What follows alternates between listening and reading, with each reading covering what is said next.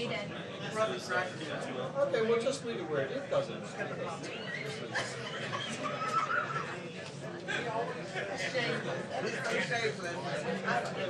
Decoration, everyone like so he's like every time I do one, he always he doesn't want to be in it clear. No, but he's like no, he is in it like hey, every time I do he's like making sure he stays in the sky.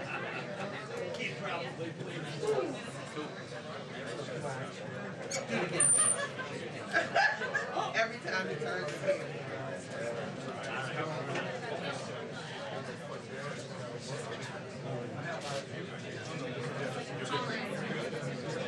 Yes, I hear you. Can you hear me?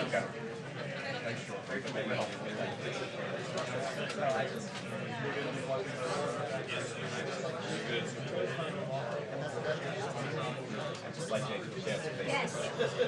Hi. I hear you.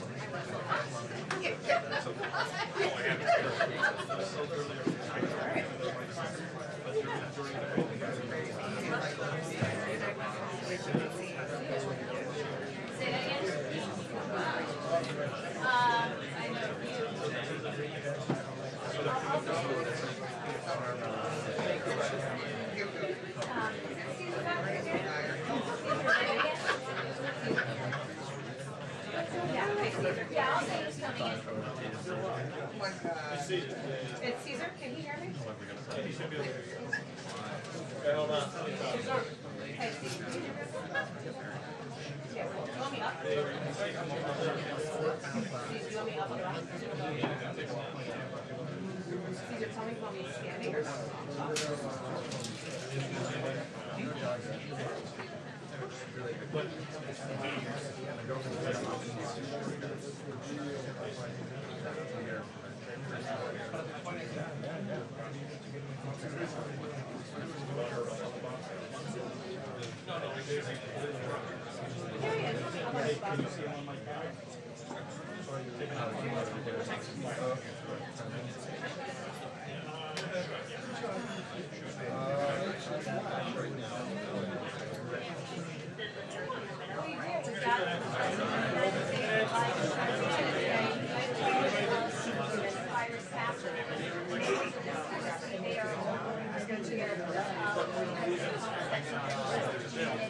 Secretary for Employment Services, Alex Azar, he said that the whole idea for this briefing today actually came from President Trump, because President Trump told him that when you come over to give me a briefing tonight, let's just open this up to the entire press. And so that's what we're seeing tonight. It's been a long time since President Trump has spoke in this briefing room, and so it is absolutely packed in here with members of the media. So we expect President Trump tonight to talk about exactly how his administration is preparing to respond to the coronavirus outbreak. He has requested about $2.5 billion from Congress in emergency funding to deal with this outbreak. And you have Democrats on Capitol Hill saying that that is simply not enough money. Even the House Minority Leader, Kevin McCarthy, a Republican, has said that that's not enough money. He wants about $4 billion. The White House has $5 billion to see exactly how President Trump splits some of that money from members of the minority and from Democrats. Tonight, we'll all together expect to see exactly what the CDC says. Yesterday, the CDC said it was inevitable that the coronavirus would spread in the West. President Trump asked for that.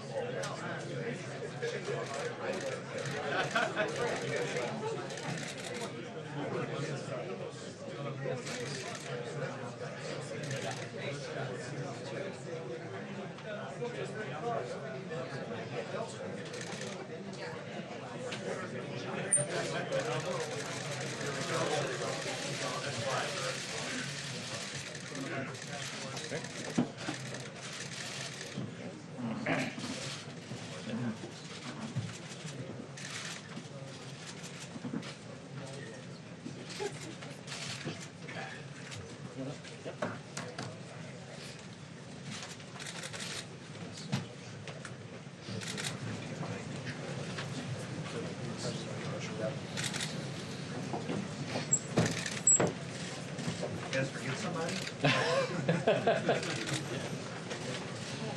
Hey, Maywood. Chris.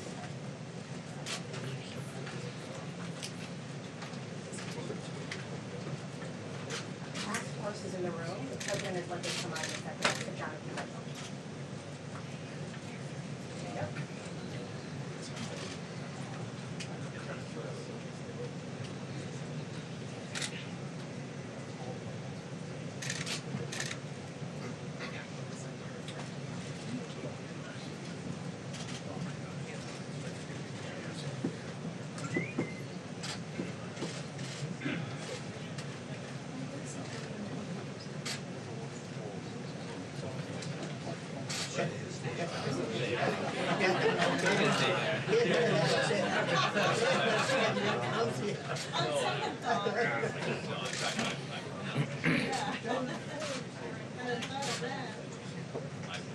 They had the dust off the voting line. They haven't used the White House briefing room here for some time. The president, of course, has spent very little time in this room. It is packed right now. Members of the cabinet behind me here. You see Economic Council Director Hubbo is here. Health Secretary Cesar is here as well. The president arrived back from India just this morning.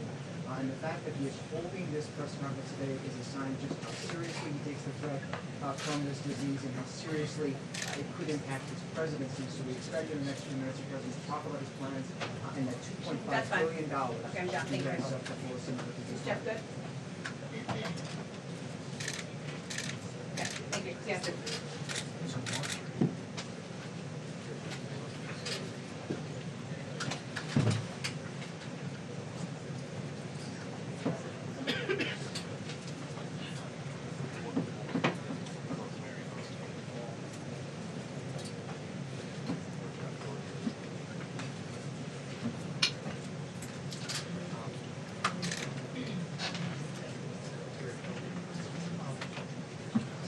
So anything else?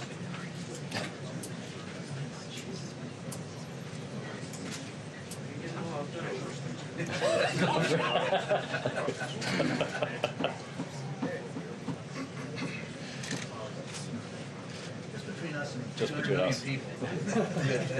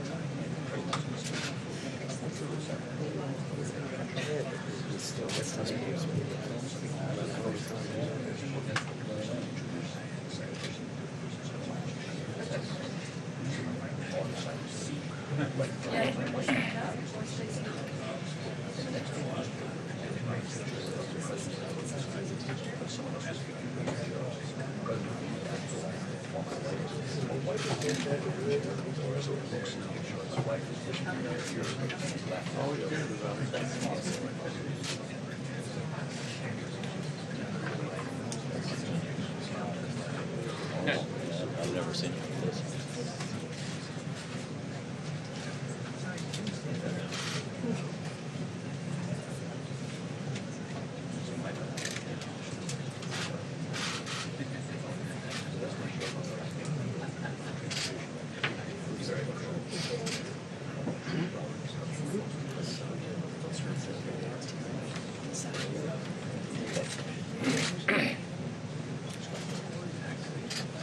Yeah, the doors just open. We're waiting on the president to come in.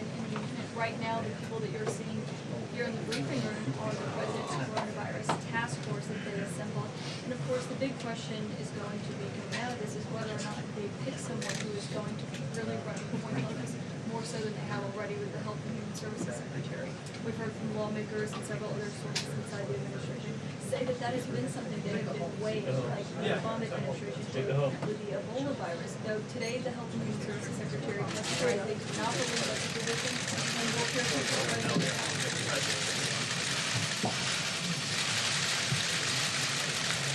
Thank you very much, everybody. Thank you very much. Before I begin, I'd like to extend my deepest condolences to the victims and families in Milwaukee, Wisconsin.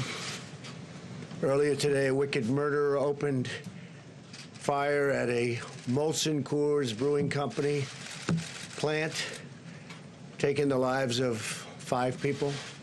A number of people were wounded, some badly wounded. Our hearts break for them and their loved ones.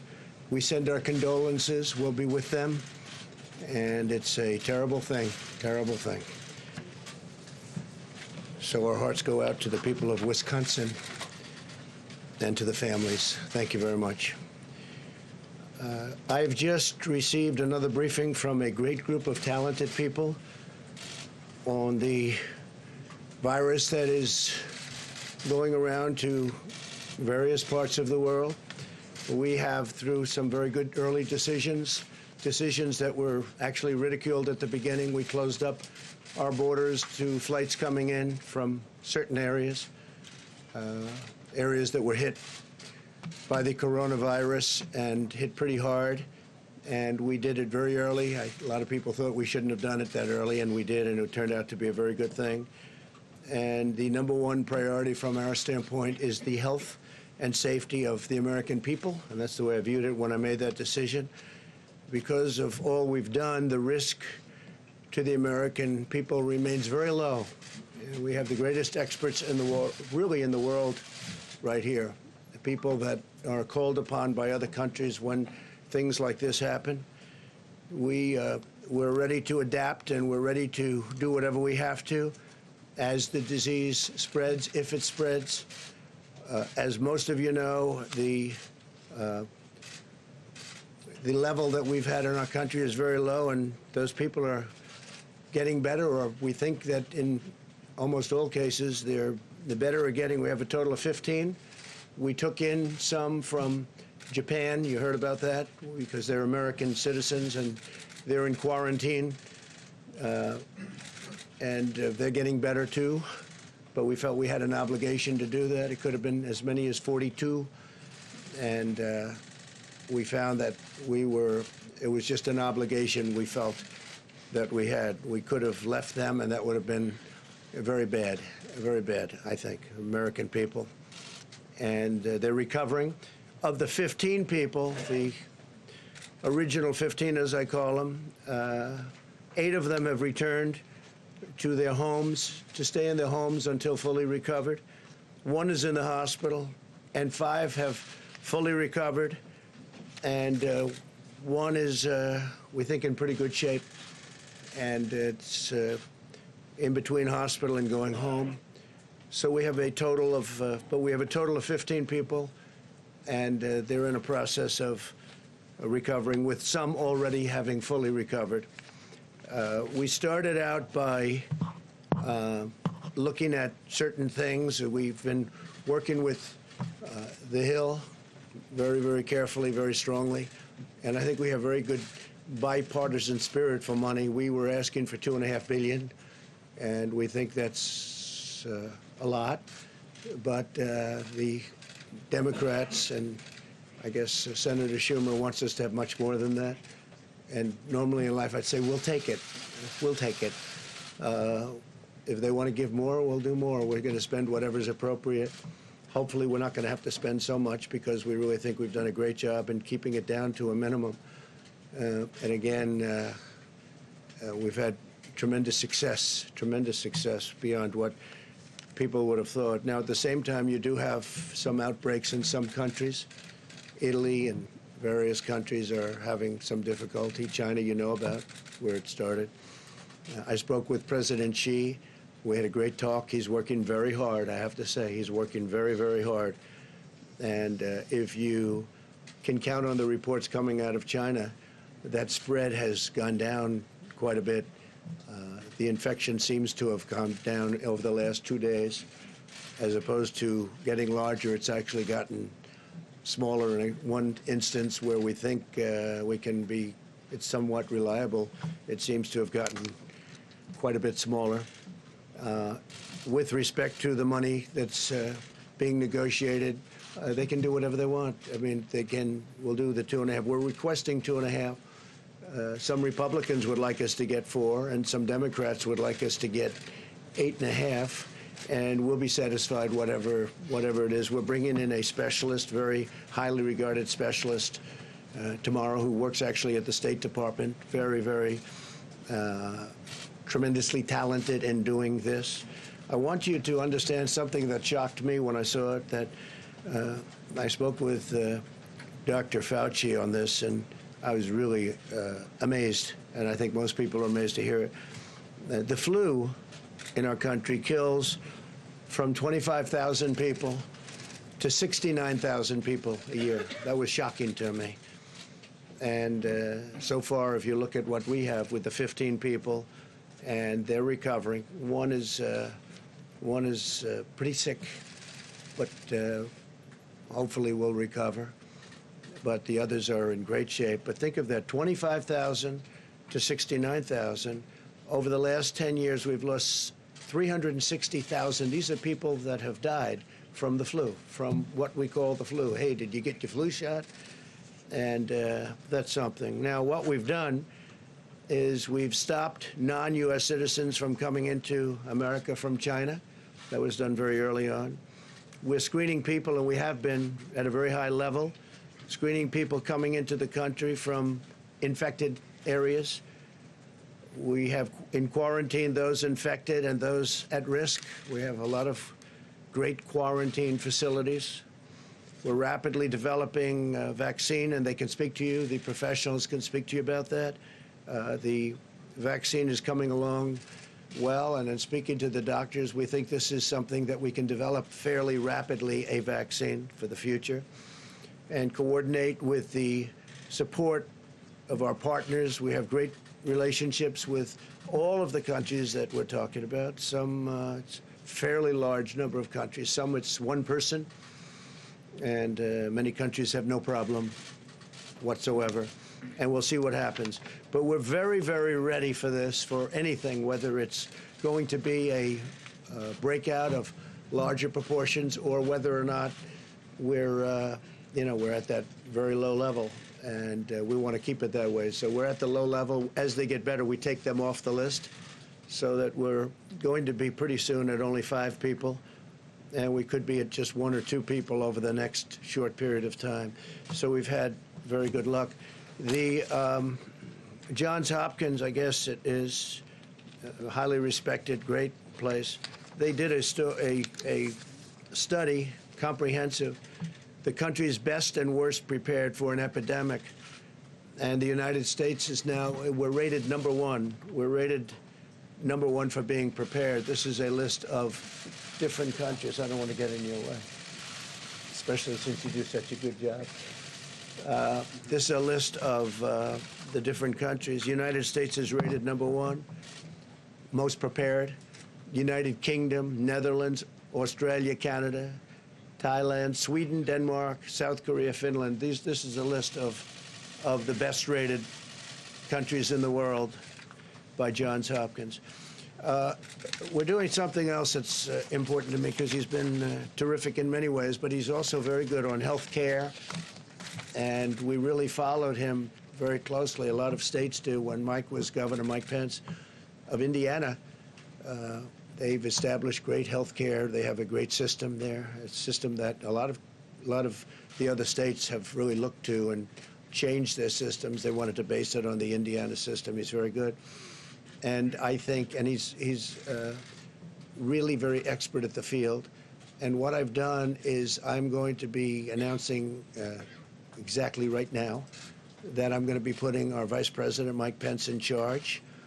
And Mike will be working with the professionals, doctors, and everybody else that's working. The team is brilliant. I spent a lot of time with the team over the last couple of weeks, but they're totally brilliant, and we're doing really well. And Mike is going to be in charge, and Mike will report back to me. But he's got a certain talent for this, and I'm going to ask Mike Pence to say a few words, please. Thank you, Mike. Thank you, Mr. President. President Trump's made clear from the first days of this administration we have no higher priority than the safety, security, health, and well-being of the American people. And from the first word of an outbreak of the coronavirus, the President took unprecedented steps to protect the American people from the spread of this disease. He recounted those briefly, but the establishment of travel restrictions, aggressive quarantine effort of Americans that are returning, declaration of a public health emergency, and establishing the White House Corona Task Force are all reflective of the urgency that the President has brought to a whole-of-government approach. As a former governor from the state where the first MERS case emerged in 2014, I know full well the importance of presidential leadership, the importance of administration leadership, and the vital role of partnerships of state and local governments and health authorities in responding to the potential threat of dangerous infectious diseases. And I look forward, Mr. President, to serving in this role, bringing together all the members of the Corona Task Force that you've established, HHS, CDC, DHS, the Department of Transportation, and state. This team has been, at your direction, Mr. President, meeting every day since it was established. My role will be to continue to bring that team together, to bring to the President the best options for action to see to the safety and well-being and health of the American people. We'll also be continuing to reach out to governors, state and local officials. In fact, in the recent days, the White House met with over 40 state, county, and city health officials from over 30 states and territories to discuss how to respond to this, to the potential threat of the coronavirus. We'll be working with them in renewed ways to make sure they have the resources to be able to respond. And as the President said, we'll be adding additional personnel here at the White House to support our efforts on the President's behalf. We'll also be working with members of Congress to ensure that the resources are available for this whole of government response, and we'll be working very closely with Secretary Azar and his team that have done an outstanding job communicating to the public to ensure the American people have the best information on ways to protect themselves and their families, and also that the public has the most timely information on the potential threat to the American people. Mr. President, as we've been briefed, while the threat to the American public remains low of a spread of the coronavirus, you have directed this team to take all steps necessary to continue to ensure the health and well-being of the American people.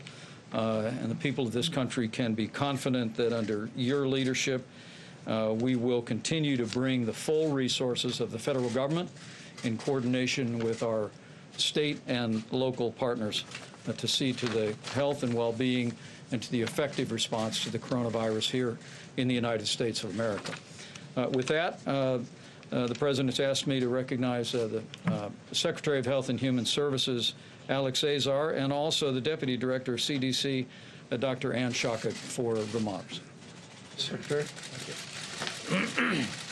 Well, thank you, Mr. Vice President, and thank you, Mr. President, for gathering your public health experts here today and for your strong leadership in keeping America safe. And I just want to say I could not be more delighted that you've asked the Vice President, my old friend and colleague, to lead this whole-of-government approach with us under the Emergency Support Function number 8.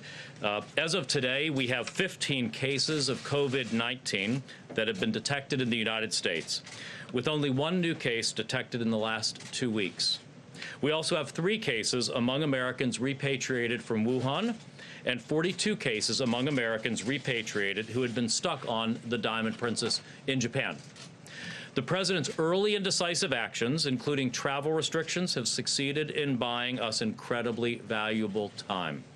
This has helped us contain the spread of the virus, handle the cases that we have, and prepare for the possibility that we will need to mitigate broader spread of infections within the United States. The president's actions, taken with the strong support of his scientific advisors, have proven to be appropriate, wise, and well calibrated to the situation. We're grateful for the hard work that healthcare workers, first responders, communities, and state and local leaders have put into the response so far. Because of this hard work and the president's leadership, the immediate risk to the American public has been and continues to be low. Our containment strategy has been working. At the same time, what every one of our experts and leaders have been saying for more than a month now remains true. The degree of risk has the potential to change quickly, and we can expect to see more cases in the United States. That is why we've been reminding the American public and our state, local, and private sector partners that they should be aware of what a broader response would look like. CDC has recommended that the American public, and especially state and local governments, businesses, and other organizations, should refresh themselves on how they would respond in the event that the situation worsens. We're encouraging Americans to learn what future steps might be necessary to keep themselves and their communities safe. Knowing these potential steps now can help keep the risk to you and your community low. Americans can find useful information at cdc.gov/COVID, COVID-19. And we're working closely with government and private sector partners to educate them about preparedness. Finally, we've begun working with Congress to secure the funding that we need. There are 5 major priorities in the White House request to Congress that the White House made on Monday. These priorities are: first, expanding our surveillance network; second, support for state and local governments work; third and fourth, development of therapeutics and vaccines; and fifth, manufacturing and purchase of personal protective equipment like gowns and masks. As chairman of the President's Coronavirus Task Force, I'm committed to providing regular updates from our coordinated interagency process. We've had our top public health leaders, like those joining me here today, speaking to the media many times per day to inform the American public. The Trump administration is going to continue to be aggressively transparent, keeping the American people and the media apprised of the situation and what everyone can do. With that, I'm going to hand things over to Dr. Ann Schuchat. Dr. Schuchat is the senior career official at the Centers for Disease Control and Prevention, the principal deputy director with an over 30-year career at the CDC in public health and as a member of the United States Public Health Service Commission Corps. So Dr. Schuchat, I'll turn it over to you. Thanks so much, Mr. Secretary. As you know, this has been a difficult and challenging time, and our hearts go out to the individuals who have been directly affected by the virus and to all those who have been working tirelessly in responding to it. Our aggressive containment strategy here in the United States has been working and is responsible for the low levels of cases that we have so far. However, we do expect more cases. And this is a good time to prepare. As you heard, it's the perfect time for businesses, healthcare systems, universities, and schools to look at their pandemic preparedness plans, dust them off, and make sure that they're ready. And we have lots more information at the CDC's website and in partnership on how to do that. But it's also a really good time for the American public to prepare and for you to know what this means for you. The coronavirus that we're talking about is a respiratory virus. It's spread in a similar way to the common cold or to influenza. It's spread through coughs and sneezes. And so those everyday sensible measures that we tell people to do every year with the flu are important here. Covering your cough, staying home when you're sick, and washing your hands. Tried and true, not very exciting measures, but really important ways that you can prevent the spread of respiratory viruses. So the trajectory of what we're looking at over the weeks and months ahead is very uncertain, but many of the steps that we have taken over the past 15 years to prepare for pandemic influenza and our experience going through the 2009 H1N1 pandemic of influenza remind us of the kinds of steps that our healthcare system, our businesses, our communities and schools may need to take. We're in this together, all of government, the public and the private sector, and the CDC wants to make sure you have the best information available every day. Thank you.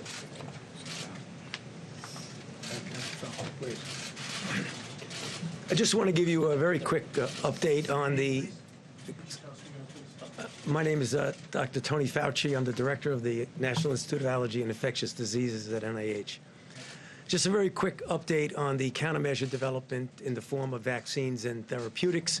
I had told this audience at a recent press briefing that we have a number of vaccine candidates and one prototype one to give you a feel for the time frame of a vaccine and what its impact might be now and in subsequent years, is that I told you we would have a vaccine that we would be putting into trials to see if it's safe and if it induces a response that you would predict would be protective in about 3 months.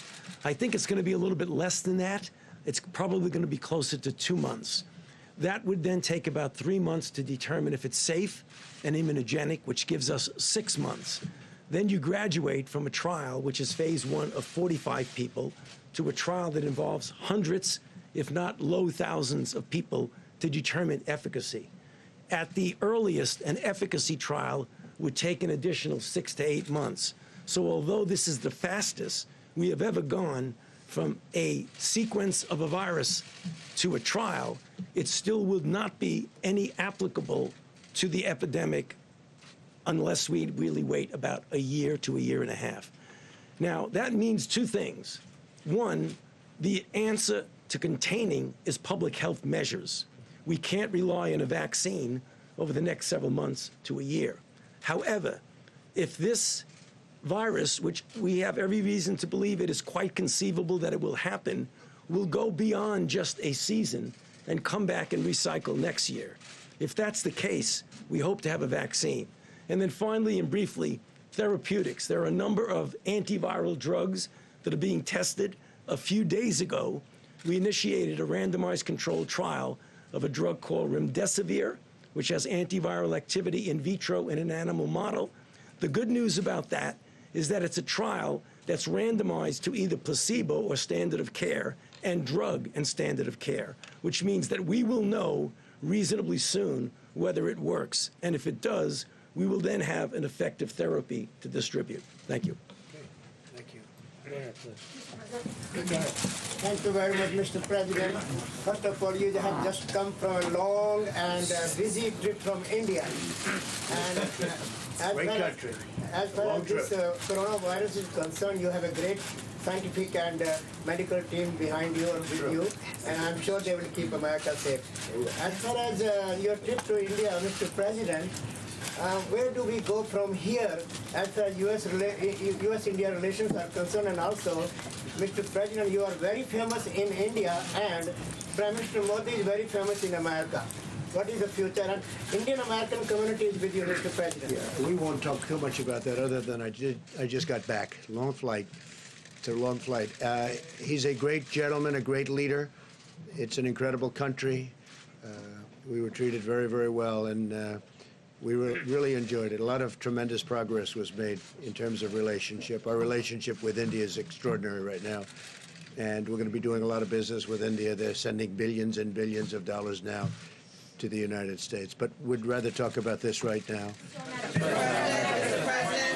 CDC said yesterday that they believe it's inevitable that the virus will spread in the United States, and it's not a question of if, but when.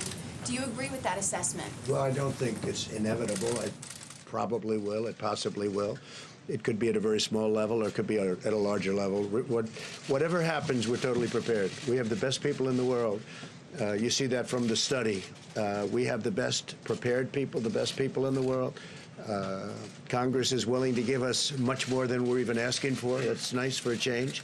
But we are totally ready, willing, and able.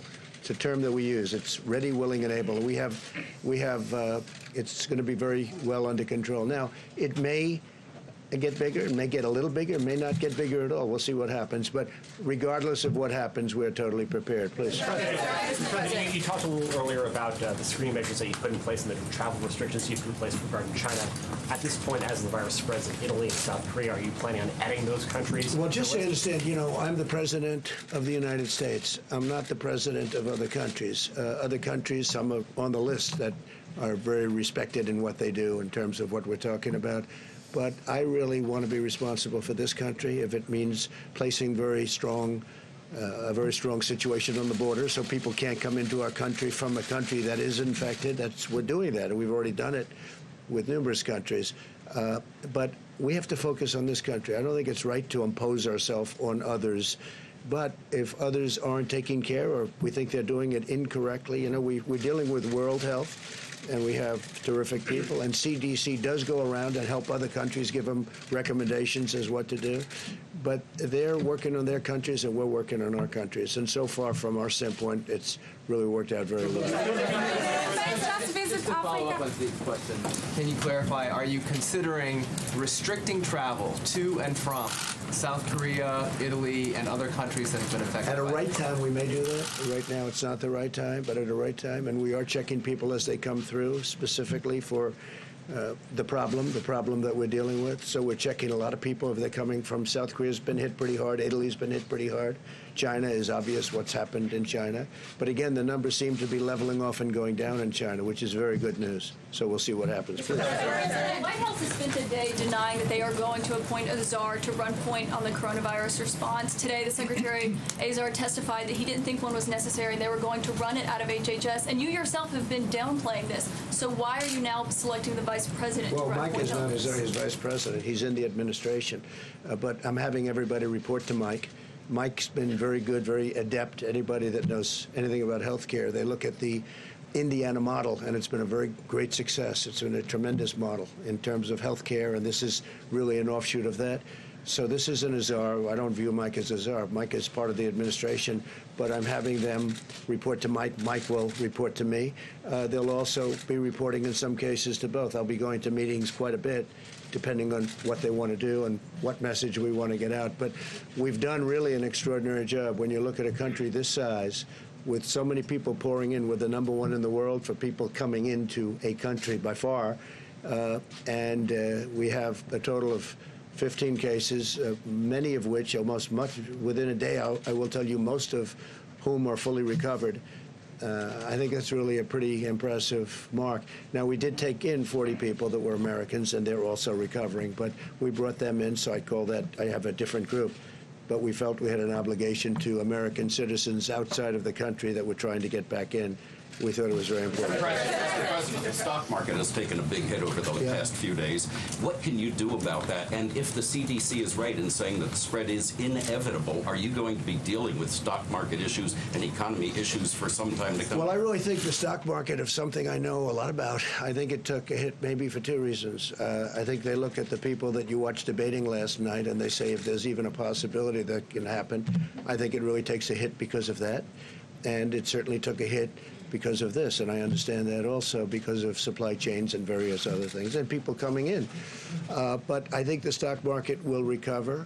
The economy is very strong. The consumer is the strongest it's ever been. Our consumers are incredible. They're incredible. That's why we're doing well, and other countries have not. Even before the virus, we're doing great. Other countries have not been doing great. Our consumer is very, very strong, very powerful economically. Yeah, please. Mr. President, have you been presented any plans that would involve quarantining cities like we saw in China, and what would have to happen for you to take a step We do like have that? plans of on a much larger scale, should we need that. We're working with states. We're working with virtually every state. And we do have plans on a larger scale if we need it. We don't think we're going to need it, but, you always have to be prepared. And, again, Congress is talking to us about funding, and we're getting far more than what we asked for. And I guess the best thing to do is take it. We'll take it. How much are you willing to give? How much money money are you willing to give Congress if they're going $6 billion? Well, we're going to more see, than you but we'll offered? take care of states because states are working very hard. We have hospitals in states that make rooms available, and they're building quarantine areas where you can keep people safely. We're working really well with states. It's a very big part of it. So, you know, my attitude, if Congress wants to give us the money so easy, wasn't very easy for the wall, but we got that one done. If they want to give us the money, we'll take the money and we'll just do a good job with it. Yeah, please. Go ahead. Mr. President, should Americans be going out getting protective equipment such as masks and so forth? And if so, what is the U.S. doing to boost production of masks? Well, we can get a lot of it. In fact, we've ordered a lot of it just in case we need it. We may not need it. You understand that. But in case we're looking at worst case scenario, we're going to be set very quickly. But I don't think we're going to ever be anywhere near that. I really don't believe that we're going to be anywhere near that. Our borders are very controlled. Our flights in from certain areas that we're talking about are very controlled. I don't think we'll ever be anywhere near that. Please go ahead. Back to the stock market for a second. The travel-related stocks have especially been hammered here in the last couple days. What would you say to Americans out there who right now are looking forward to the summer or the upcoming months and saying to themselves, should I make myself a summer plan? Should I go travel abroad? Well, hopefully they're going to be able to do that. We hope that it's going to be in good shape by that time. But, you know, they're going to have to remain a little bit flexible. Yeah, I would say travel-related companies, certainly right now, they would be hurt. At the same time, this ends. This is going to end. Hopefully it'll be sooner rather than later. And I think the business that they lost will be picked up at a later date. But, you know, right now, I think they're not going to be, probably not going to be going to China. They're not going to be going to certain countries where the problem is far greater than it is in the United States. What it's going to do is keep people home, and they're going to travel to places that we have. We have the greatest, it's the greatest tourism country in the world. So instead of leaving our country, leaving our shores, they'll stay here. And again, when you have 15 people, and the 15 within a couple of days is going to be down to close to zero, that's a pretty good job we've done. What is your response to Speaker Pelosi, who said earlier today you don't know what you're talking about the coronavirus? I'm also wondering if you'd want to address critics who say you can't be trusted about what your administration is saying. Sure. I think Speaker Pelosi's incompetent. She lost the Congress once. I think she's going to lose it again. She lifted my poll numbers up 10 points. I never thought that I would see that so quickly and so easily. I'm leading everybody. We're doing great. I don't want to do it that way. It's almost unfair if you think about it. But I think she's incompetent, and I think she's not thinking about the country. And instead of making a statement like that, where I've been beating her routinely at everything, instead of making a statement like that, she should be saying we have to work together because we have a big problem potentially, and maybe it's going to be a very little problem. I hope that it's going to be a very little problem, but we have to work together. Instead, she wants to do that same thing with crying Chuck Schumer. He goes out and he says, the president only asked for $2.5 billion. He should have $8.5 billion. This is the first time I've ever been told that we should take more. Usually it's we have to take less. And we should be working together. He shouldn't be making statements like that because it's so bad for the country. And Nancy Pelosi, I mean, she should go back to her district and clean it up because it's the #1. If you look at percentage down, that was one of the finest in the world, and now you look at what's happening. And I'm just saying, we should all be working together. She's trying to create a panic, and there's no reason to panic because we have done so good. These professionals behind me and over here and over there and back here and in some conference rooms. I just left a group of 45 people that are the most talented people in the world. Parts of the world are asking us in a very nice way, can they partake and help them? So Nancy Pelosi shouldn't, and she knows it's not true. She knows all they're trying to do is get a political advantage. This isn't about political advantage. We're all trying to do the right thing. They shouldn't be saying, this is terrible, President Trump isn't asking for enough money. How stupid a thing to say. If they want to give us more money, that's okay. We'll take more money. Some Republicans think we should have more money, too. That's okay. We'll take more money. But they shouldn't demean the people that are on the stage who are the finest in the world. They're not demeaning me.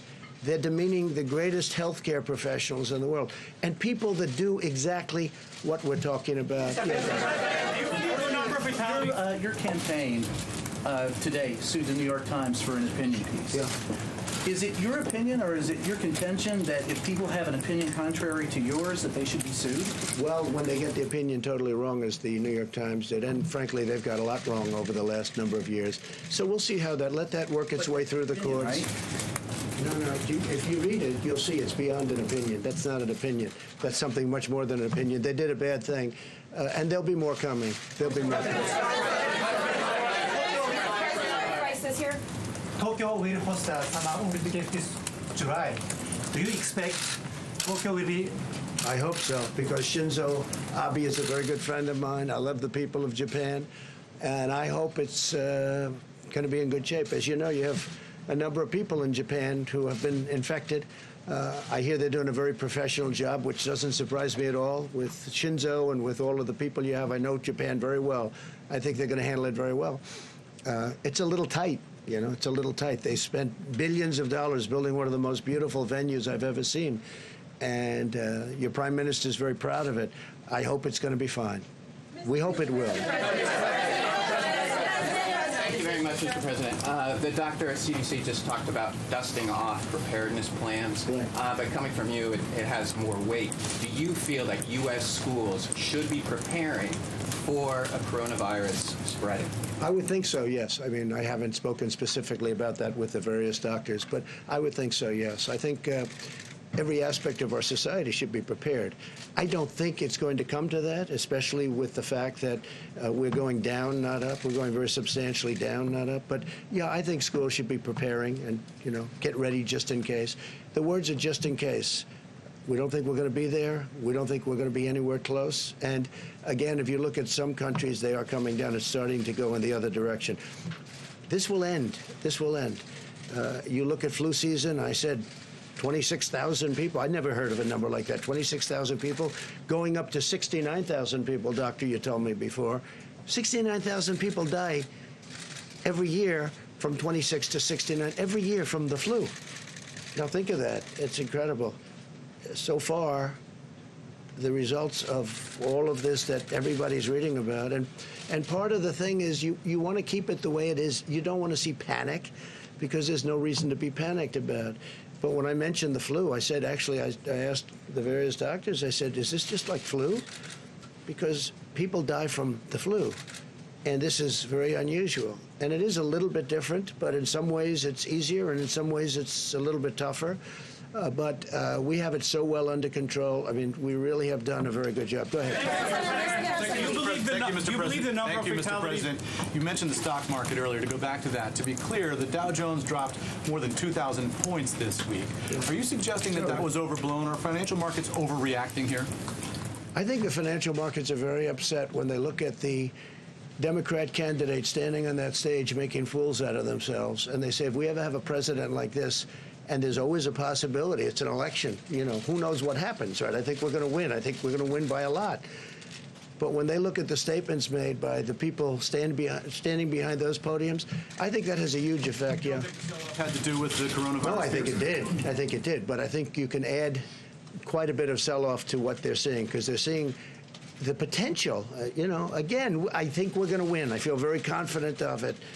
We've done everything and much more than I said we were going to do. You look at what we've done. What we've done is incredible, with the tax cuts and regulation cuts and rebuilding our military, taking care of our vets and getting them choice and accountability. All of the things we've done, protecting our Second Amendment. I mean, they view that, the Second Amendment, they're going to destroy the Second Amendment. When people look at that, they say, this is not good. So you add that in. I really believe that's a factor. But no, this is what we're talking about is the virus. That's what we're talking about. But I do believe in terms of CNBC and in terms of Fox Business, I do believe that that's a factor, yeah. And I think after I win the election, I think the stock market's going to boom like it's never boomed before. Just like it did, by the way, after I won the last election.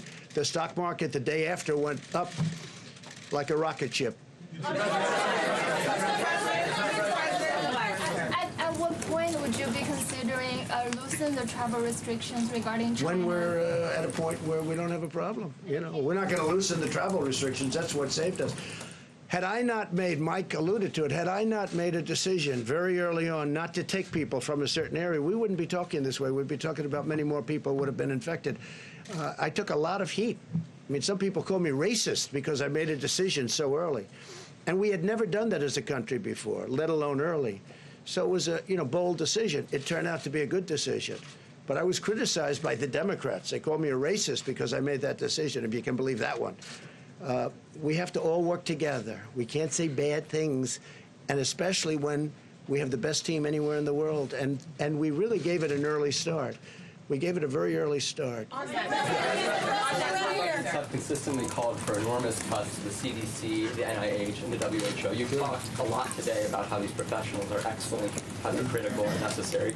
Does this experience at all give you pause about those? No, consistent because cuts? we can get money and we can increase staff. We know all the people. We know all the good people. It was a question I asked the doctors before. Some of the people we cut, they haven't been used for many, many years. And if we ever need them, we can get them very quickly. And rather than spending the money, and I'm a business person, I don't like having thousands of people around when you don't need them. When we need them, we can get them back very quickly. For instance, we're bringing some people in tomorrow that are already in this, great government that we have, and very specifically for this.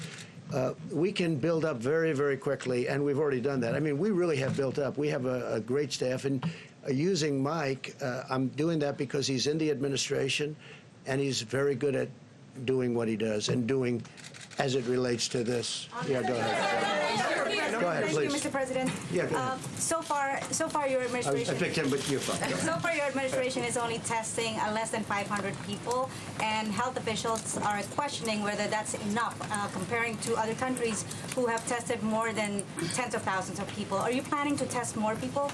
Well, we're testing everybody that we need to test, and we're finding very little problem, very little problem. Now, you treat this like a flu. We were, in fact, I might ask one of the doctors to come up and explain it. You want to wash your hands a lot. You want to stay, if you're not feeling well, if you feel you have a flu, stay inside, sort of quarantine yourself, don't go outside. But there are certain steps that you can take that we won't even be necessary. In many cases, when you catch this, it's very light. You don't even know there's a problem. Sometimes they just get the sniffles. Sometimes they just get something where they're not feeling quite right. And sometimes they feel really bad. But that's a little bit like the flu. It's a little like the regular flu that we have flu shots for. And we'll essentially have a flu shot for this in a fairly quick manner. Yeah, go ahead. Mr. President, 2 weeks ago, Mr. President, your acting OMB director was in this room and was talking about what he expects to be GDP growth for this coming year. He said it was 3%, and we've talked about the effects of the coronavirus on the supply chain, the declines in the financial markets. Are you still confident that you'll see that kind of economic growth this year? No, we're going to have tremendously low unemployment. We're setting records in that way. In fact, the administration is, as you know, the lowest average unemployment of any administration in history, and our numbers are very low, very good, 3.5, 3.6. But you can't really see what this does in terms of GDP. It could affect it, but that's irrelevant compared to what we're talking about. We want to make sure it's safe. Safety, number one. But this would have, an impact on GDP. But we're still we're doing great. But this will have, just like, I'll tell you what has a big impact. Boeing has a big impact. How did that happen? A year ago, all of a sudden, that happened. I think that took away a half a point to a point even. It's a massive company. I think Boeing, we had the General Motors strike. That was a big impact on GDP. And of course, we're paying interest rates. I disagree with the head of the Fed. I'm not happy with what that is because he's kept interest rates. President Obama didn't have near the numbers, and yet, if you look at what happened, he was paying zero. We're paying interest. Now, it's more conservative, and frankly, people that put their money away are now getting a return on their money as opposed to not getting anything. But I think, we're the greatest of them all. We should be paying the lowest interest rates. And when Germany and other countries are paying negative rates, meaning they're literally getting paid when they put out money. I mean, they borrow money and they get paid when it gets paid back. Who ever heard of this before? It's a first. But we don't do that. So I totally disagree with our Fed. I think our Fed has made a terrible mistake, and it would have made a big difference. As good as we've done, even without the 2,000 points, and we started off at 16,000, and we'll be at 28,000 without. We were going to crack 30,000. We have had increases like nobody's seen before, but we're doing well. But we have to watch We're doing well anyway. In other words, even despite the 2,000 points, it sounds like a lot, and it's a lot, but it's nothing. It's very little compared to what we've gone up. But we'll be watching it very closely. But we have been hurt by General Motors. We've been hurt by Boeing, and we've been hurt, in my opinion, very badly by our own Federal Reserve, who has also created a very strong dollar. That's something nice about a strong dollar, but it makes it much harder to do business outside of this country. Thank you, sir. A number of your supporters online have embraced these theories or forwarded these theories that the CDC may be exaggerating the threat of coronavirus to hurt you politically. Rush Limbaugh the other day said this has been advanced to weaponize the virus against you. You don't mean my supporters. You mean my people that are not supporters. Right, your opponents. I agree with it. I think they are. I think, and I'd like it to stop. I think people know that when Chuck Schumer gets upset, I mean, he did the same thing with a couple of trade deals that are phenomenal deals now. Everybody's acknowledged they're phenomenal deals. Before he ever saw the deal, he didn't even know we were going to make a deal. They said, what do you think of the deal with China? I don't like it. I don't like it. He talked about tariffs. I left the tariffs on, 25% on $250 billion. He said he took the tariffs off. He didn't even know the deal. And he was out there knocking it because that's a natural thing to say. But when you're talking about especially something like this, we have to be on the same team. This is too important. We have to be on the same team. Have you seen evidence that the CDC is trying to hurt you? No, I don't think the CDC is at all. No, they've been working really well together. Yeah. No, they really are. They're professional. I think they're beyond that. They want this to go away. They want to do it with as little disruption, and they don't want to lose life. I see the way they're working. This gentleman, these people behind me, and others that are in the other room. They're incredible people. No, I don't see that at all. Thank you, Mr. President. Thank you very much. I don't know who said that, but that was me.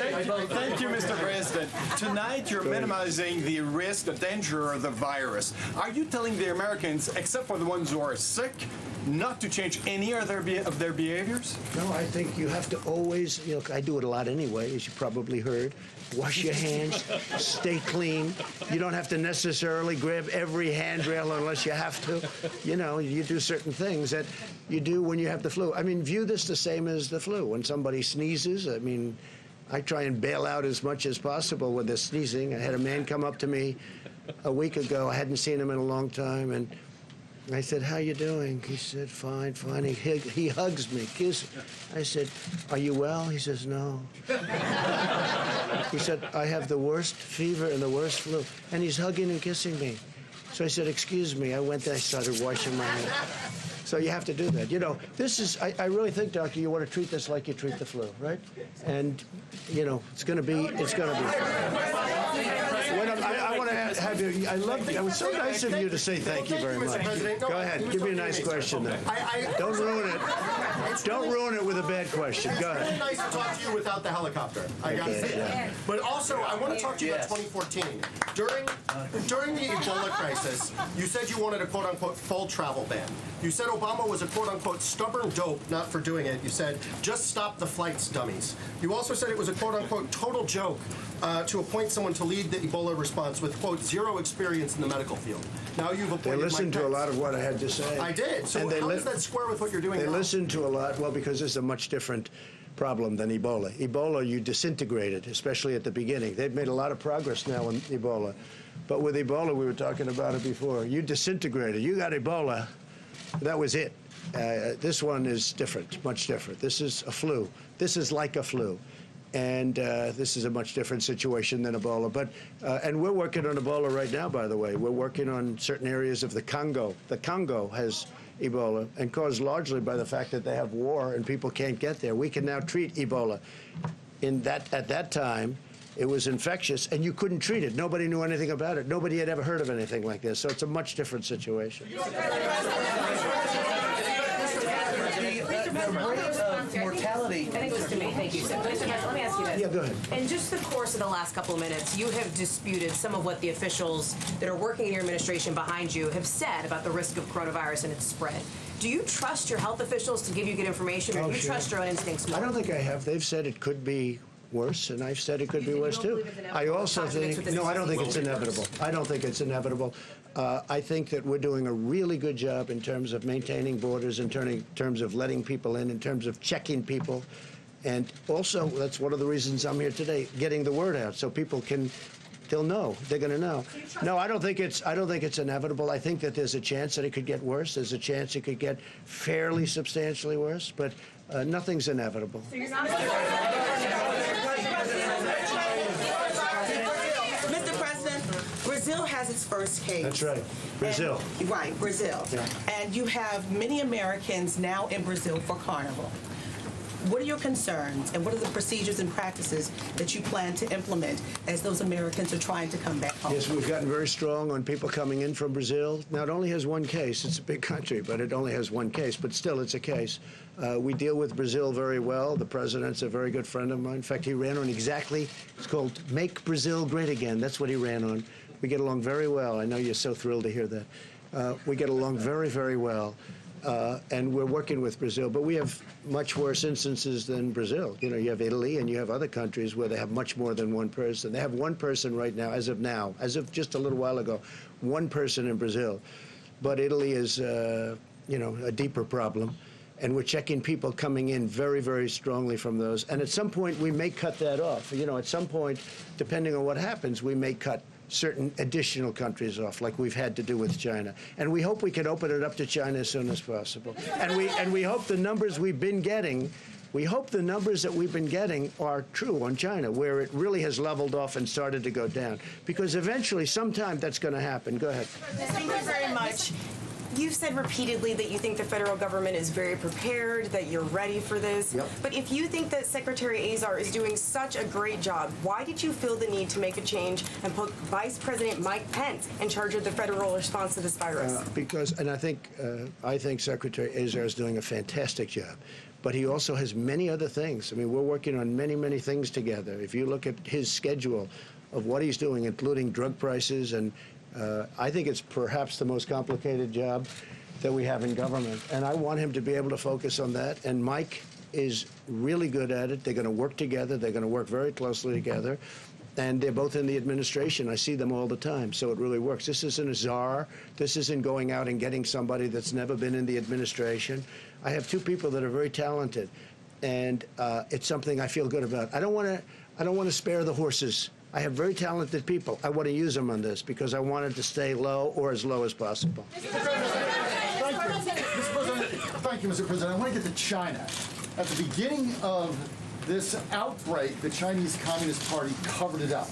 That has been the general consensus of everyone. How can you now legitimately trust President Xi and the Chinese Communist regime, President Xi, and the Chinese Communist regime to be forthcoming and forthright with this pandemic? Well, I can tell you this. I speak to him. I had a talk with him very recently, and he is working so hard on this problem. He is working so hard, and they're very tough and very smart,